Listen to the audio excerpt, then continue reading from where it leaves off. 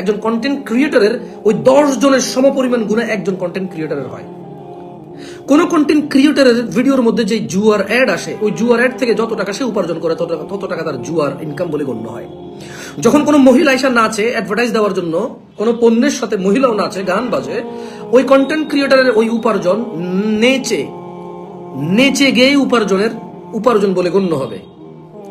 কোন কন্টেন্ট ক্রিয়েটরের কন্টেন্টের মধ্যে যখন অ্যাডভার্টাইজে গান আসবে, তখন ওই যতটুকু টাকা সে আর্ন করবে অ্যাডসেন্সে বা মনিটাইজেশনে, অতটুকু উপার্জন তার গায়কের উপার্জন হিসেবে গণ্য হবে, যা হারাম।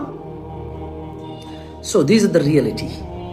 কেমন এখন আপনি দেখেন, কেন ধরেন কোন একটা ছেলে ভুল করেছে, কোন একটা ছেলে কোন একটা মেয়ের হাত ধরবে, ওর পা ধরবে, ওর মুখ ধরবে, নাক ধরবে, ওকে কোলাকুলি করবে, ওকে মাথায় তুলে নাচবে, এটা কারো কাছে খারাপ লাগবে। এরপরে প্রত্যেকে এটাকে খারাপ বলে ওই মেয়ের ছবি সহ ভিডিও বানাবে।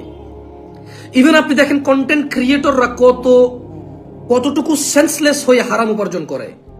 কোন হুজুর যখন কোনো মেয়ে নিয়ে কথা বলে, কোনো উদাহরণ দেয়, কি করে থাম্বনেইলে ওই হুজুরের ওয়াজের সাথে ওই এক্স্যাক্টলি মেয়েটা যদি পরিচিত ফেমাস কেউ হয়, তার যদি আগে থেকে কোনো ছবি থাকে, তাহলে এক্স্যাক্টলি ওই মেয়েটার ছবি পাশে দিয়ে দিবে থাম্বনেইলে।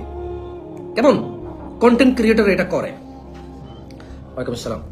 কন্টেন্ট ক্রিয়েটররা যখন দেখে যে কোনো হুজুর এমন কোন টপিকে কথা বলে যা মানে নারী পুরুষের মিলিত, তারা করে কি, তারা সেম একটা ইমেজ নিয়ে আসে কোনো মেয়ের বা পুরুষের পাশে লাগাই দিয়ে হুজুরের ছবি পাশে লাগাই দেয়।